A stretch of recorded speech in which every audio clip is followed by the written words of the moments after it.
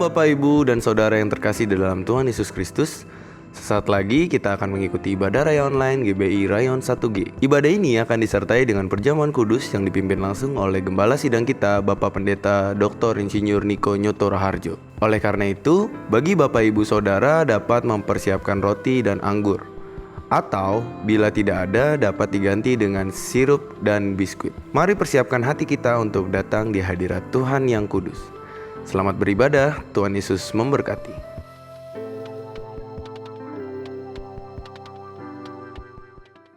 Shalom jemaat Tuhan dimanapun kau berada di rumah masing-masing.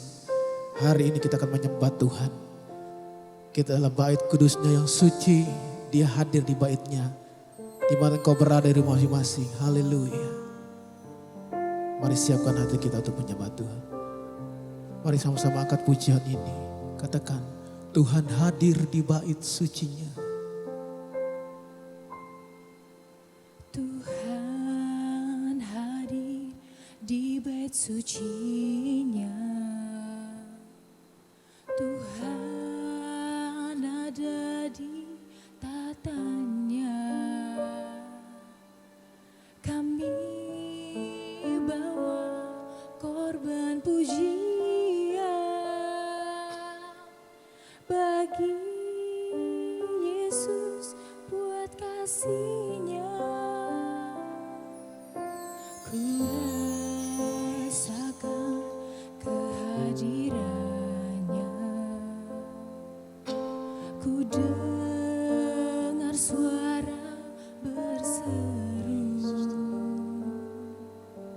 Anak domba yang dikorbankan layak untuk terima pujian. Nyanyi haleluya, haleluya, haleluya.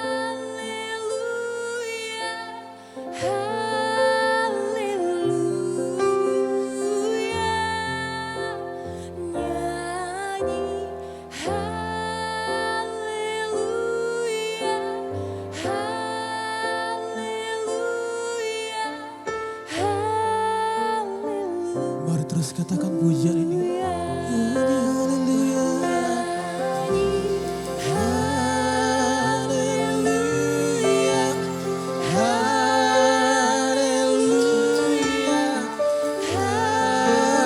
Haleluya.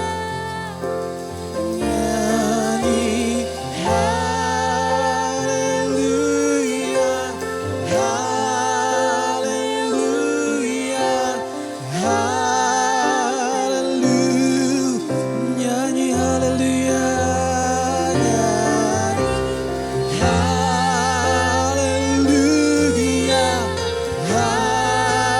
Haleluya. Haleluya.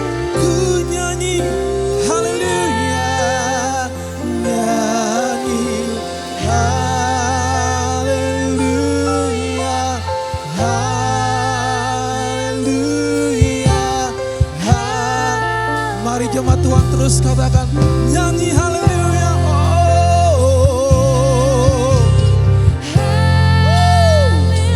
Hadiratmu turun di rumah masing-masing. Jemaat Tuhan. Ku nyanyi haleluya. Nyanyi haleluya.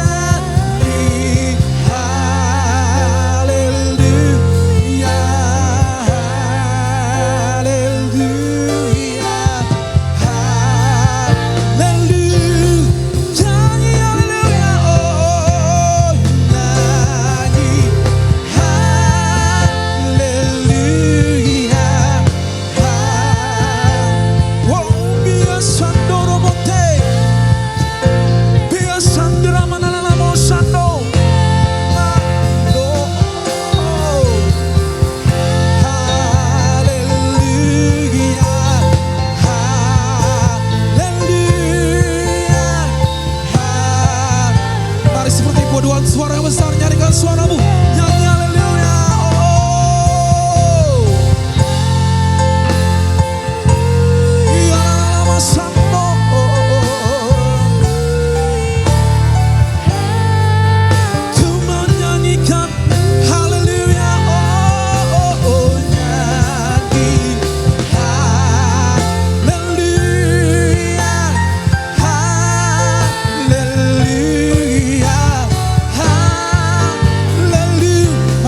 musik menyembah Tuhan. Mari kita berdoa sembah Dia.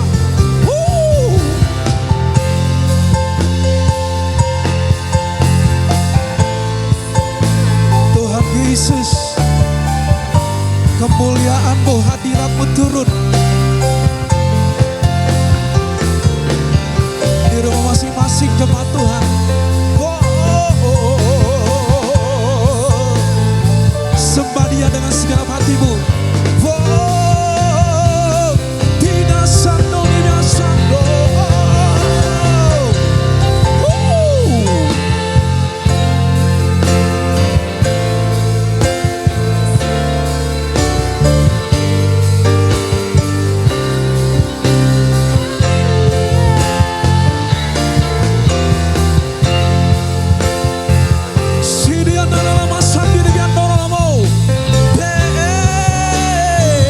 Sekali lagi sembah Dia dan rasakan kuasa yang mengalir. Di Rama Sombro.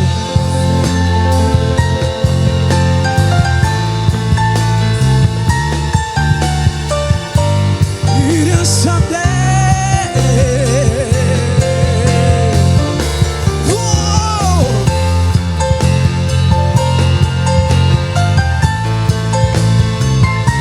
Yesus Tuhan. Jemaat Tuhan, mari kita tepuk tangan buat Raja, segala Raja. Nyanyi haleluya. Haleluya. Haleluya. Haleluya. Nyanyi haleluya. Yes. Haleluya. Haleluya. Sekali lagi nyanyi haleluya.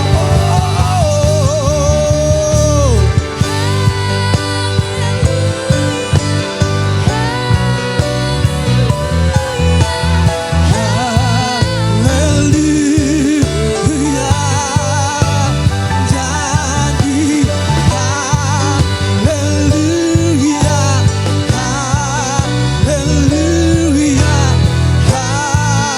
Haleluya.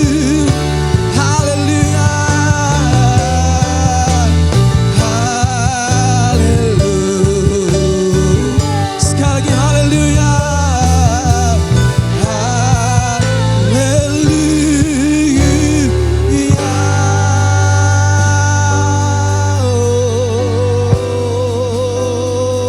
Mari sembah Dia, sembah Dia.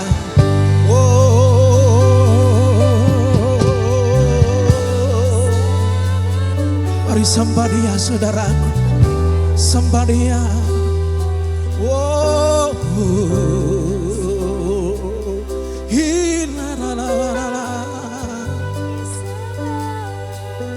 Terus sembah Dia, saudara. Ada hadirat Tuhan sedang turun di rumah masing-masing. Saya rasakan itu ada di hadirat Tuhan.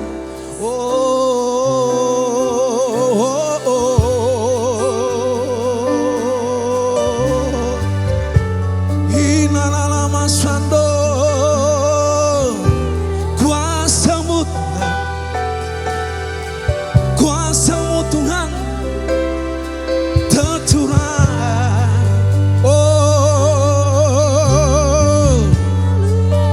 Kami sedang melihat penuaian yang besar. Kami sedang melihat itu Tuhan Yesus. Penuaian yang besar.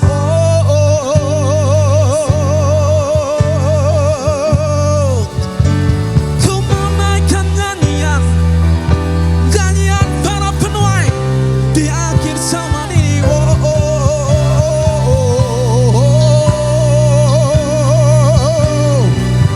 Mari para penuai Tuhan, nyanyikan nyanyian tentang kebesaran-Nya, tentang kemuliaan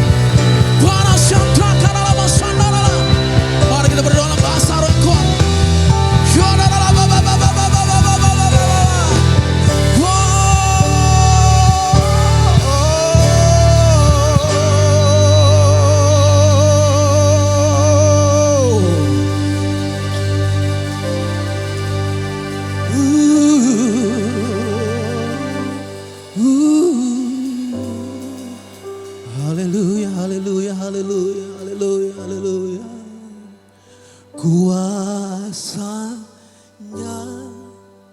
dicurahkan, yes, berkatnya dilimpahkan, penuaian besar sungguh terjadi. Segala bangsa kan datang menyembah Yesus Tuhan. Kemuliaan Tuhan telah turun. Bersama singer jemaat Tuhan katakan kuasa. Terima kuasa Tuhan saudara di rumah masing-masing. Kuasa sebagai penuai, sebagai messenger di akhir zaman.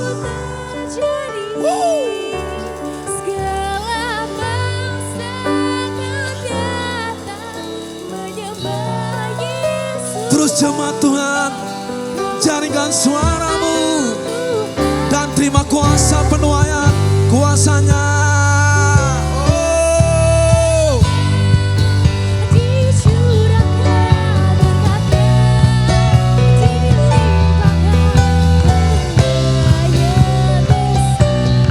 Segala bangsa kan datang menyembahmu. Yes, Lord.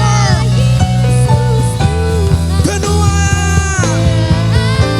Sekali lagi kuasanya dicurahkan. Oh, kuasanya dicurahkan, berkatnya dilimpahkan, penuaian besar sungguh segala bangsa. Oh, menyembah Yesus Tuhan. Oh, mari kita berdoa dalam bahasa roh. Sementara musik naikkan bunyi, mari berdoa dalam bahasa roh. Urababababa karalaba sandoroloborolobo. Urababababababababababa. Terima kuasa saudara. Kuasa. Terima di rumah masing-masing. Kuasa sebagai messenger untuk menyaksikan amanat agung. Wow. Terus berdoa dalam bahasa roh yang kuat. Terima kuasanya. Wow.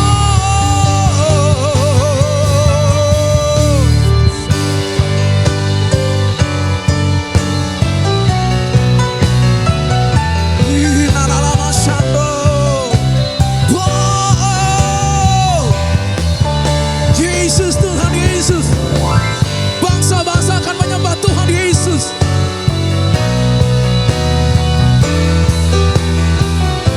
Mari berikan tepuk tangan buat Allah yang akan berikan kuasa. Come on. Kuasanya. Kuasanya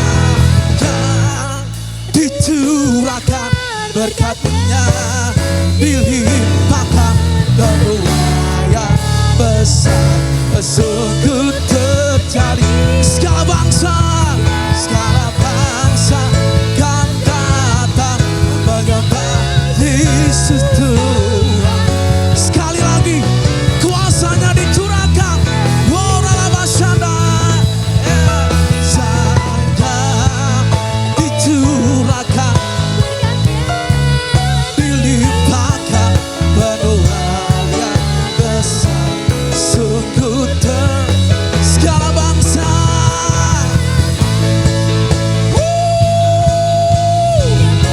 Yesus Tuhan, kemuliaan Tuhan, kemuliaan Tuhan telah turun. Kemuliaan Tuhan, sekali lagi, kemuliaan Tuhan telah turun. Kemuliaan Tuhan telah turun.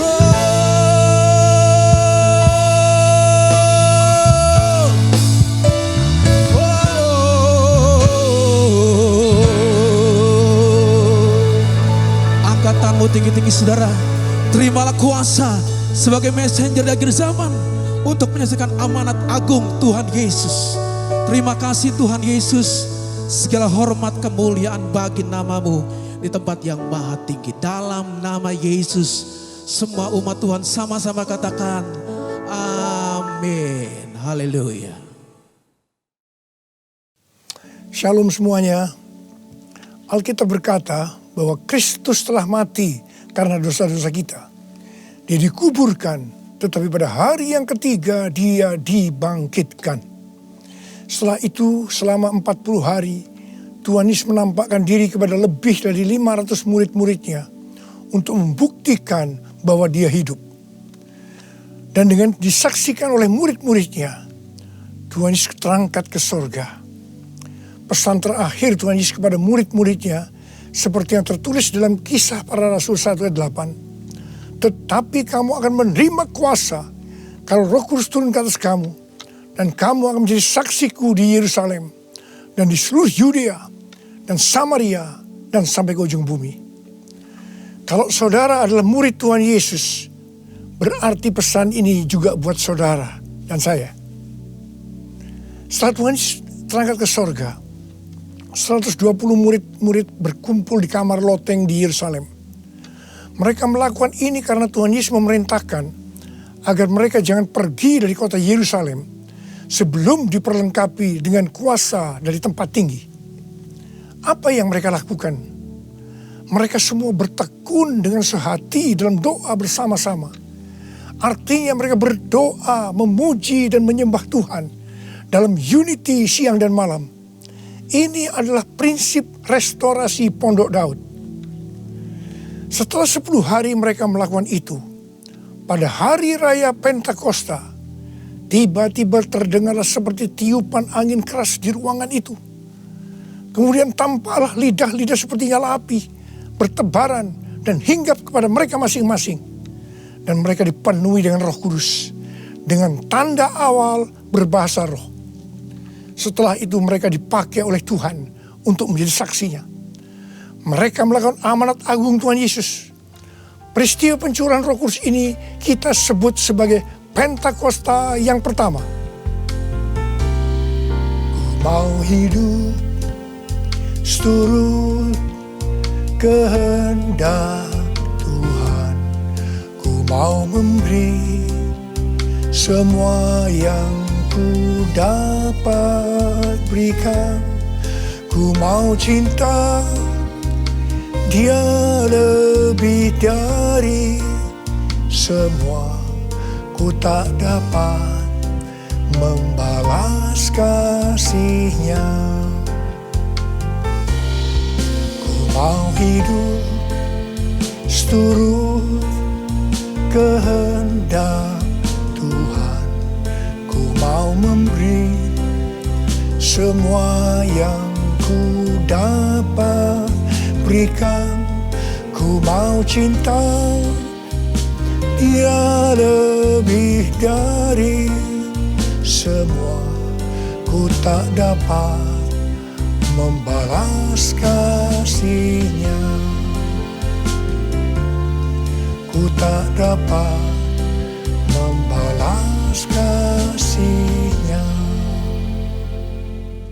Ketika Tuhan Yesus ditanya oleh murid-muridnya mengenai tanda kedatangan Tuhan Yesus kembali dan tanda kesudahan dunia ini, salah satunya Tuhan Yesus menjawab dari Matius 24 ayat 14. Dan Injil kerajaan ini akan diberitakan di seluruh dunia, menjadi kesaksian bagi semua bangsa. Dan sesudah itu barulah tiba kesudahannya.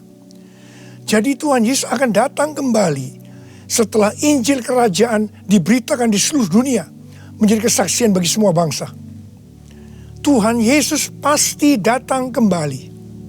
Karena itu Tuhan Yesus memberikan tugas kepada kita, murid-muridnya, untuk menjadi saksi. Yaitu pergi dan menjadikan semua bangsa itu murid Tuhan Yesus. Ini yang disebutkan dengan amanat agung Tuhan Yesus. Untuk melakukan amanat agung Tuhan Yesus tidak bisa dengan kekuatan sendiri, tetapi dengan kuasa yang diberikan Roh Kudus kepada kita. Kalau kita merindukan kedatangan Tuhan Yesus, seharusnya kita melakukan amanat agung dengan sungguh-sungguh. Ada berapa banyak yang merindukan kedatangan Tuhan Yesus? Sebelum Roh Kudus dan dalam Pentakosta pertama dicurahkan, murid-muridnya semua bertekun dengan sehati dalam doa bersama-sama. Hal ini juga dilakukan pada waktu menantikan pencurahan Roh Kudus di Azusa Street, Los Angeles, yang kita sebut sebagai Pentakosta kedua. Saya percaya ini juga berlaku untuk Pentakosta ketiga. Sebelum pencurahan Roh Kudus yang dahsyat dari Pentakosta ketiga, maka umat Tuhan semua harus bertekun dengan sehati dalam doa bersama-sama. Selama beberapa tahun terakhir, saya selalu bertanya kepada Tuhan, Tuhan, bagaimana untuk membuat umat Tuhan semua bertekun dengan sehati dalam doa bersama-sama. Tetapi yang luar biasa, hari-hari ini kita melihat bahwa dengan adanya pandemi COVID-19, Tuhan memaksa kita, umat Tuhan, agar kita semua bertekun dengan sehati dalam doa bersama-sama. Bagi saya, ini adalah tanda bahwa pencurahan Roh Kudus Pentakosta ketiga akan segera terjadi. Hal ini juga dinubuatkan oleh nabi-nabinya, seperti Cindy Jacob, Chuck Pierce, James Goll. Cindy Jacob bahkan bernubuat untuk gereja kita, bahwa akan makin banyak gereja-gereja yang akan ditanam, dan akan banyak muncul murid-murid Tuhan Yesus. Kemuliaan Tuhan akan turun di gereja-gereja ini, dan bahkan mereka, yaitu saudara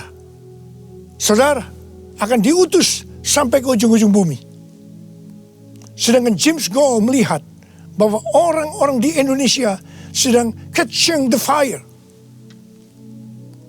Pada saat murid-murid Tuhan Yesus dipenuhi Roh Kudus, tanda awalnya adalah mereka berbahasa roh.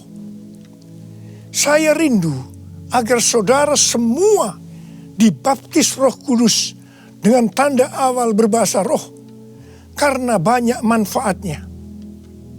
1 Korintus 14 ayat 2 berkata, siapa yang berkata-kata dengan bahasa roh tidak berkata-kata kepada manusia, tetapi kepada Allah. Sebab tidak ada seorang pun yang mengerti bahasanya. Oleh roh ia mengucapkan hal-hal yang rahasia. Karena itu pada waktu kita berkata-kata dalam bahasa roh, kita merasakan hadirat Tuhan. Ada sukacita yang akan memenuhi kita. Seperti yang dikatakan dalam Mazmur 16 ayat 11. Di hadapanmu ada sukacita berlimpah-limpah. Di tengah-tengah pandemi ini, kita perlu mengalami sukacita yang berlimpah-limpah untuk melawan ketakutan, kekhawatiran, kepanikan. 1 Korintus 14 ayat 4 berkata, siapa yang berkata-kata dengan bahasa roh, ia membangun dirinya sendiri. Artinya, manusia roh kita yang akan dibangun. 1 Korintus 14 ayat 14 dan 15 berkata, jika aku berdoa dengan bahasa roh, maka rohkulah yang berdoa, tetapi akal budiku tidak turut berdoa. Jadi, apakah yang harus kubuat? Aku akan berdoa dengan rohku, tetapi aku akan berdoa juga dengan akal budiku. Aku akan menyanyi dan memuji dengan rohku, tetapi aku akan bernyanyi dan memuji juga dengan akal budiku. Manusia itu terdiri dari roh, jiwa, dan tubuh. Semuanya itu harus bisa memuji Tuhan. Kita memuji Tuhan dengan tubuh kita, dengan cara bertepuk tangan, mengangkat tangan, melompat, menari, dan lain-lain.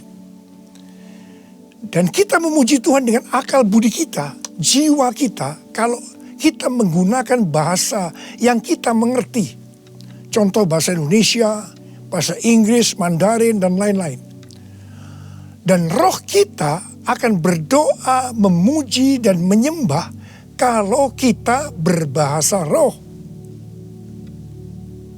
Kalau kita berkata-kata dalam bahasa roh, kita akan bisa berdoa, memuji, dan menyembah lebih lama dibandingkan kalau kita menggunakan bahasa yang kita mengerti. Karena itu sekali lagi saya merindukan agar semua saudara bisa berbahasa roh. Katakan amin. Apa yang terjadi setelah murid-murid dipenuhi dengan Roh Kudus sehingga membuat banyak orang bertobat? Hal yang pertama, Petrus berkhotbah sekitar 5 menit. Dan sekitar 3.000 orang bertobat dan dibaptis. Petrus berkhotbah dengan kuasa Roh Kudus. Menurut data dari PBB, pada zaman itu populasi dunia sekitar 300 juta orang. Sekarang penduduk dunia sekitar 7,8 miliar. Sehingga 3.000 orang waktu itu setara dengan sekitar 78.000 orang saat ini. Kita harus percaya bahwa sekali berkhotbah 78.000 orang bertobat dan dibaptis. Dengan berkhotbah secara online, hal ini lebih mungkin terjadi. Hal yang kedua yang terjadi setelah murid-murid dipenuhi dengan Roh Kudus sehingga membuat banyak orang bertobat, yaitu terjadinya tanda-tanda dan mujizat, sign and wonders. Para rasul dipakai oleh Tuhan untuk mengadakan tanda-tanda dan mujizat. Petrus dan Yohanes menyembuhkan orang lumpuh sejak lahir. Bayangan Petrus saja bisa menyembuhkan orang. Sapu tangan atau kain yang pernah dipakai oleh Paulus, jika diletakkan pada orang sakit atau orang yang dirasuk setan, maka orang itu akan sembuh.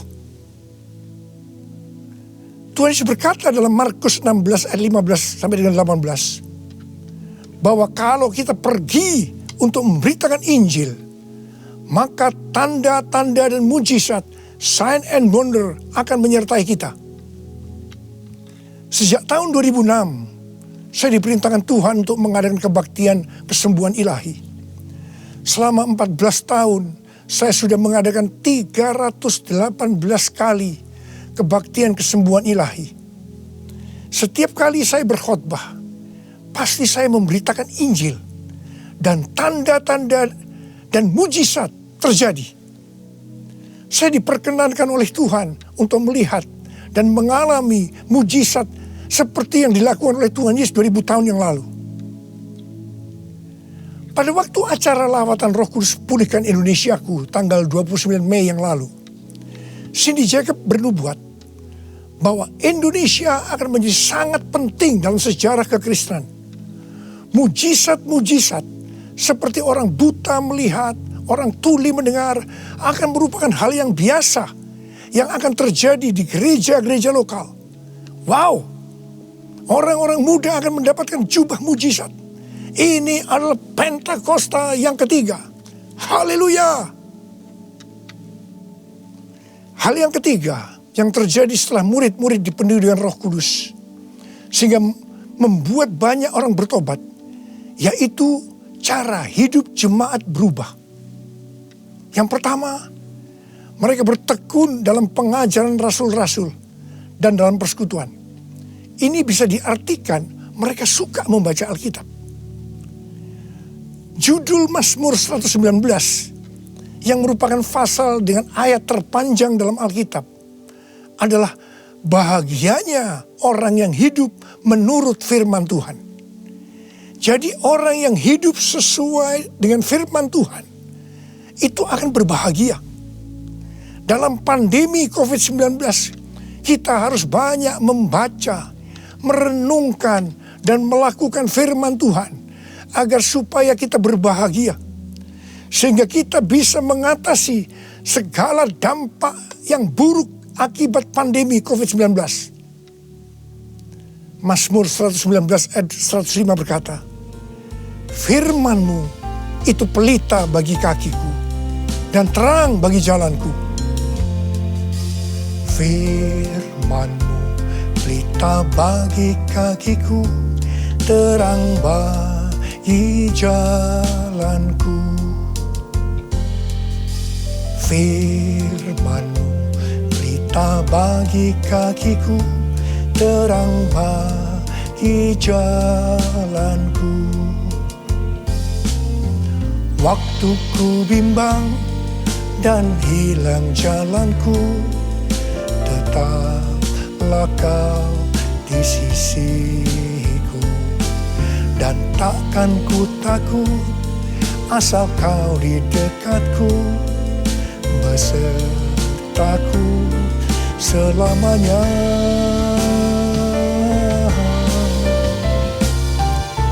Firman pelita bagi kakiku, terang bagi jalanku, terang bagi jalanku, terang bagi jalanku.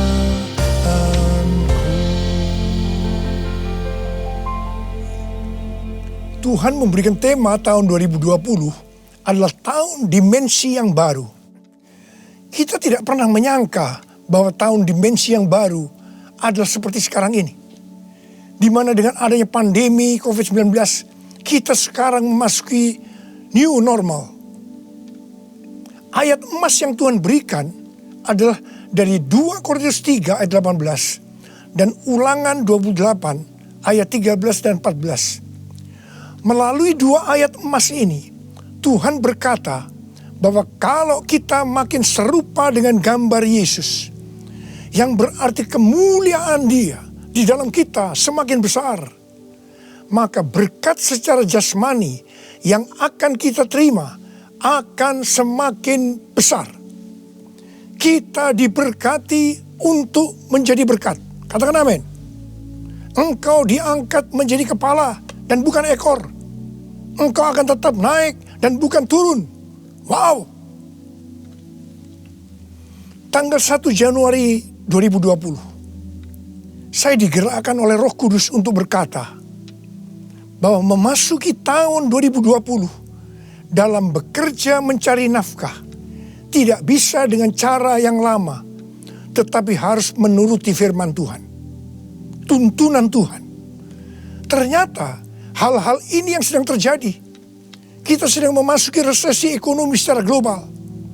Cara-cara yang lama dalam bekerja sudah tidak bisa dipakai lagi. Kita harus bekerja menurut tuntunan firman Tuhan. Kita harus peka terhadap suara Tuhan. Untuk itu, kita harus menjadi serupa, makin menjadi serupa dengan gambarnya. Orang yang menjadi serupa dengan gambarnya, itu adalah murid Tuhan Yesus. Dengan goncangan ekonomi global yang sedang terjadi saat ini, banyak dari generasi milenial dan generasi Z harus menghadapi kenyataan bahwa betapa rapuhnya budaya mereka dan kehidupan yang dibangun di atasnya. Padahal selama ini mereka begitu percaya diri dan bahkan sombong. Maaf, mereka merasa tidak perlu melibatkan Tuhan, tidak perlu bertanya kepada Tuhan dalam sebuah resep kesuksesan. Sekarang mereka akan tergoncang. Karena itu saya percaya bahwa melalui pandemi COVID-19 ini, banyak orang-orang muda yang bertobat dari cara-cara yang lama. Mereka kalau mau diberkati dalam seluruh yang dikerjakan, engkau harus menjadi murid sehingga peka terhadap tuntunan Tuhan.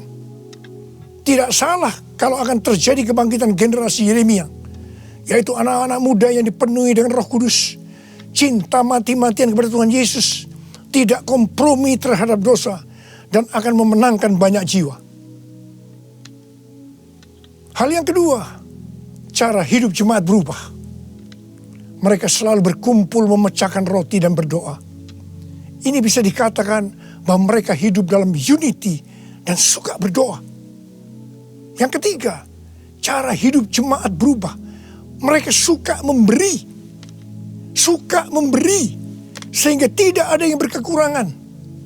Dalam keadaan krisis ekonomi ini, kita diperintahkan oleh Tuhan untuk memberi dan menabur. Kisah Para Rasul 20 ayat 35b berkata, adalah lebih berbahagia memberi daripada menerima.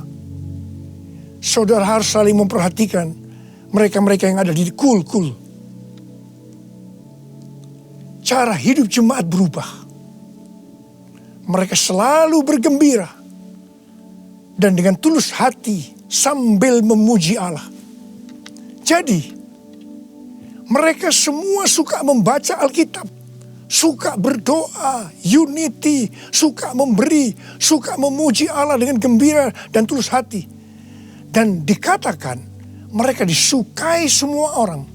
Dan tiap-tiap hari jumlah orang yang diselamatkan bertambah. Haleluya! Haleluya! Haleluya! Haleluya! Haleluya!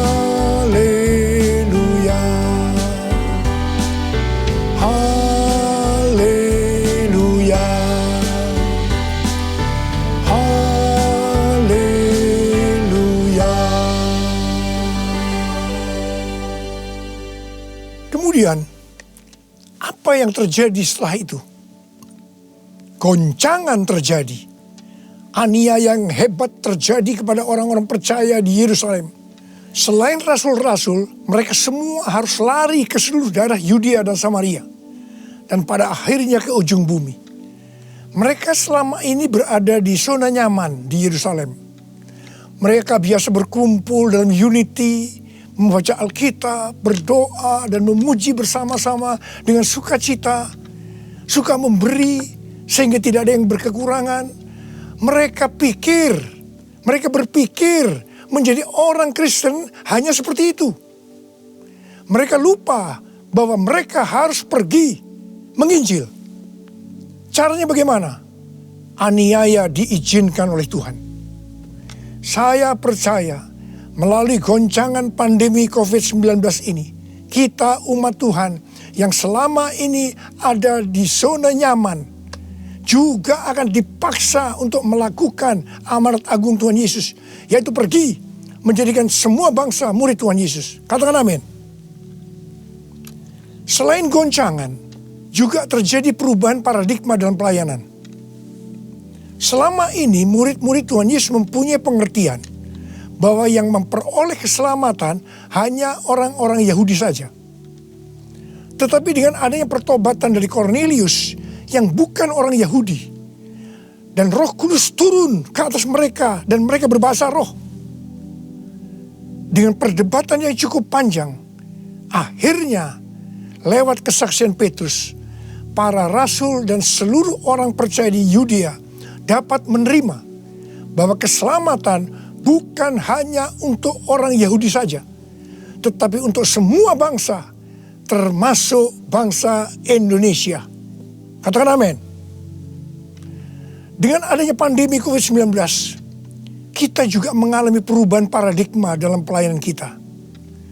Yang tadinya kita beribadah di gedung gereja, kita berkumpul bersama-sama, bisa berjabatan tangan, saling berpelukan, menyatakan kasih kita, melakukan penumpangan tangan. Sekarang berubah total menjadi ibadah online. Bahkan ada yang tidak bisa melakukan online, sehingga tidak bisa beribadah. Kita memasuki new normal dan tidak bisa melakukan seperti hal-hal di atas. Kita tidak tahu dengan pasti bentuk ibadah kita selanjutnya. Tetapi yang Tuhan mau, kita bisa menerima perubahan paradigma dalam pelayanan ini. Karena sama seperti yang terjadi pada waktu itu, dengan adanya perubahan paradigma, justru terjadi penuaian yang jauh lebih besar. Itu juga yang akan terjadi pada kita pada hari-hari ini. Saya mau berdoa buat saudara. Mari angkat tangan saudara. Kita nyanyikan lagu ini bersama-sama. Curahkanlah kuasa-Mu Tuhan, mujizat terjadi di tempat ini. Amin. Curahkanlah kuasa-Mu Tuhan, mujizat terjadi sekarang ini. Curahkan dia Tuhan, curahkanlah kuasa-Mu Tuhan, mujizat terjadi di tempat ini. Haleluya. Curahkanlah kuasa-Mu Tuhan, Mujizat terjadi sekarang ini. Mujizat terjadi sekarang ini. Mujizat terjadi sekarang ini.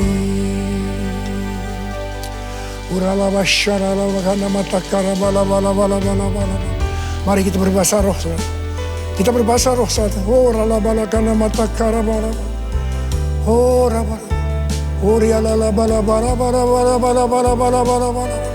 Oh Yesus. Oh Yesus, Yesus.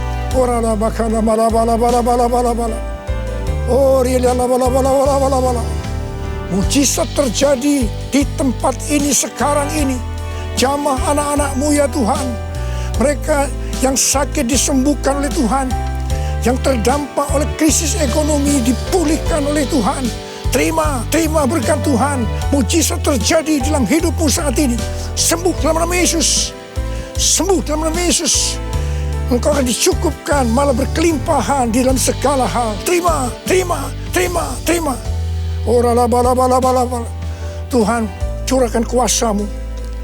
Pakai anak-anak-Mu semua nih Tuhan. Menjadi saksi-Mu. Melakukan amanat agung Tuhan Yesus.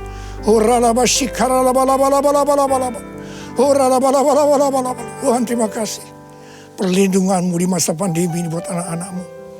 Engkau mengasihi anak-anak-Mu semua. Kamu berdoa buat mereka.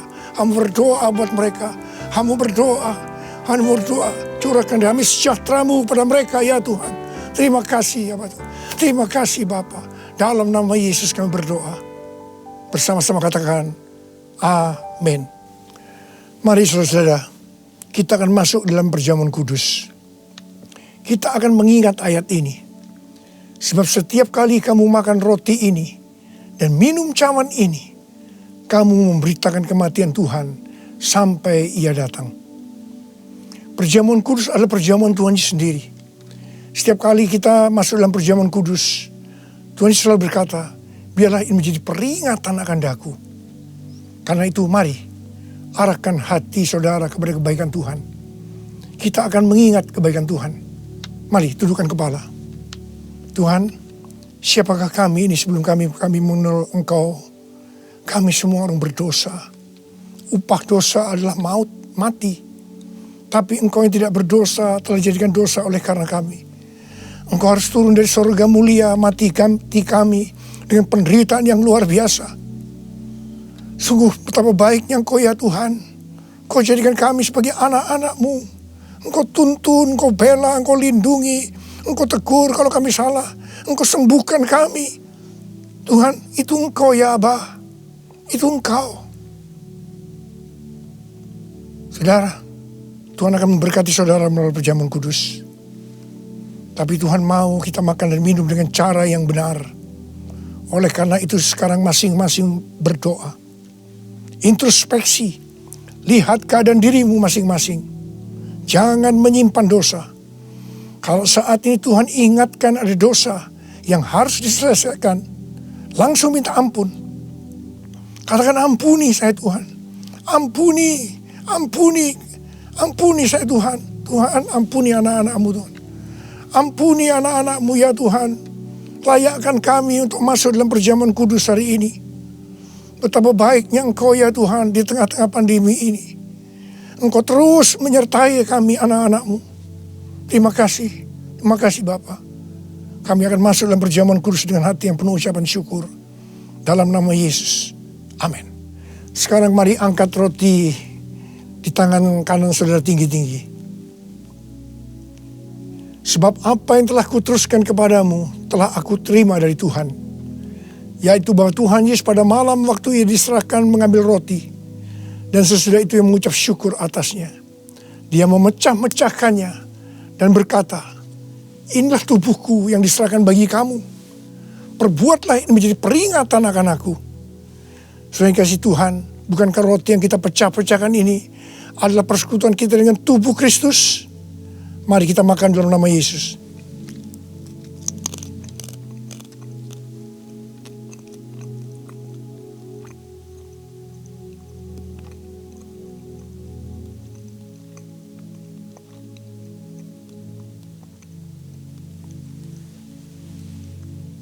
Sekarang angkat cawan di tangan kanan saudara tinggi-tinggi. Demikian juga ia mengambil cawan sesudah makan lalu berkata, cawan ini adalah perjanjian baru yang dimeteraikan oleh darahku. Perbuatlah ini setiap kali kamu meminumnya menjadi peringatan akan aku. Sudah dikasih Tuhan, bukan cawan pengucapan syukur. Yang atasnya kita ucapkan syukur adalah persekutuan kita dengan darah Yesus. Mari kita minum dalam nama Yesus.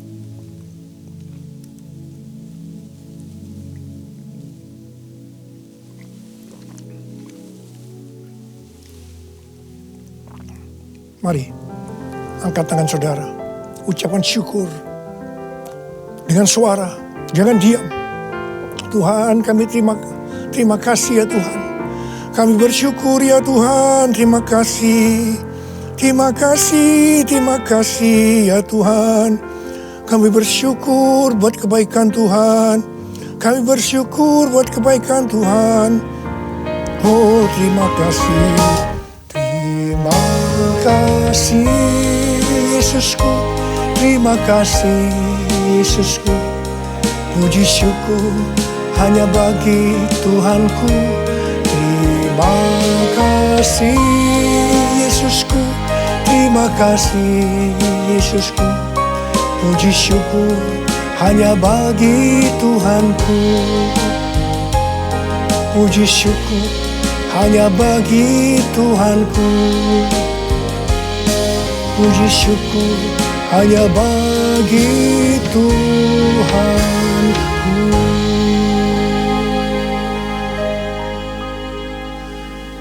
Angkat tangan saudara, terima berkat Tuhan. Pulanglah dengan berkat Tuhan. Kasih karunia yang berlimpah-limpah daripada Allah Bapa dalam anak yang tunggal Yesus Kristus. Persekutuan yang manis dengan Roh Kudus menyertai saudara sekalian mulai hari ini sampai Tuhan datang menjemput kita di awan-awan dan bahkan sampai selama-lamanya.